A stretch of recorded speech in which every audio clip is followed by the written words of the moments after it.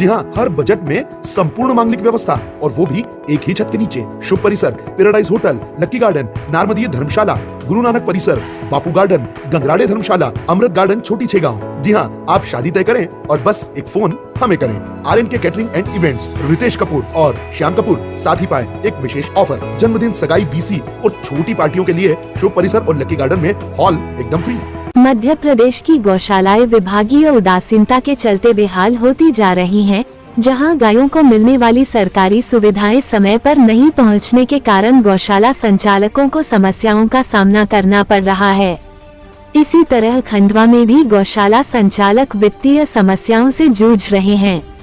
न तो उन्हें सरकार से समय पर अनुदान राशि मिल रही है और न ही गौ आहार मिल रहा है। प्रति गाय तय की गई अनुदान राशि इतनी कम है कि उससे गायों का पालन पोषण करना अत्यंत कठिन काम है। खंडवा की श्री गणेश गौशाला में 400 से अधिक गौवंश रहते हैं। यह गौशाला सन 1925 से स्थापित है, जिसका पंजीयन सन 1936 में हुआ था। इस गौशाला को सामाजिक सहयोग से संचालित किया जाता है। इसके साथ ही शासन द्वारा भी अनुदान दिया जाता है।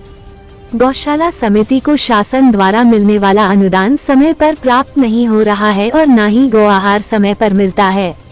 अनुदान की राशि इतनी कम है कि उससे गायों का पालन पोषण करना भी कठिन साबित हो रहा है।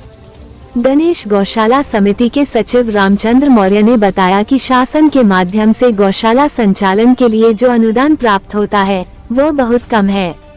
20 रुपए प्रति गाय के अनुसार अनुदान दिया जाता है, जिसमें 5 रुपए की दर से आहार आवंटित होता है। अनुदान की राशि और गौ आहार मिलने में महीनों लग जाते हैं, जिससे गौशाला का संचालन करना कठिन हो जाता है। हम शासन से मांग करते हैं कि व्यवस्था में सुधार करें और अनुदान की राशि बढ़ाकर उसे समय से जारी करें। गणेश गौशाला में 400 से ज्यादा गौ वंश रहते हैं, जिनका लालन पालन सामाजिक सहयोग से होता है।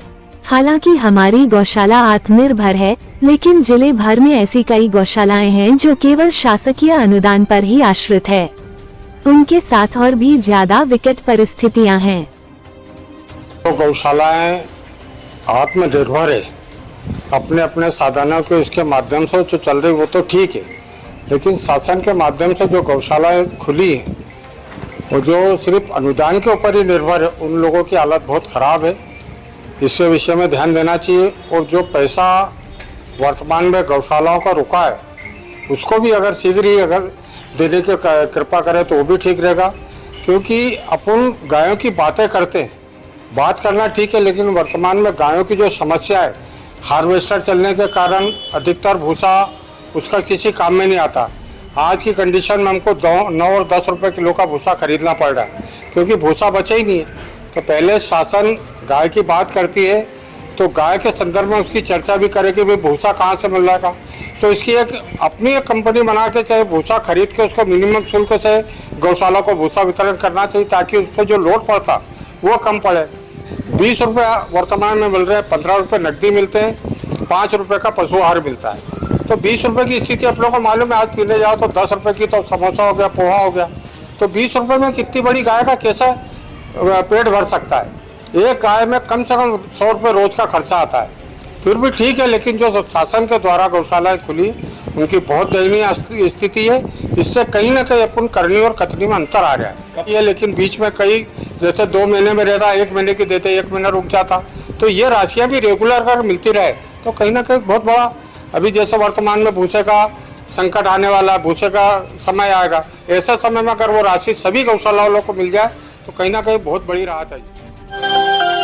घर में हो शादी विवाह या कोई भी मांगलिक आयोजन, टेंशन किस बात का। रश्मि टेंट हाउस वाले जगदीश भाई का दशमेश परिसर, अवस्थी चौराहा और रश्मि मांगलिक परिसर सेठी नगर है ना। जी हाँ, जहाँ आपको मिलेगी सारी व्यवस्थाएं, जैसे catering, sound, stage, lights, decoration और वो सब जो बनाएगी आपके आयोजन को और भी बेहतर। तो फिर देर किस बात की, शीघ्र ही बुक करें। संपर्क जितेश कपूर 9770434886, नितेश कपूर 9827537488।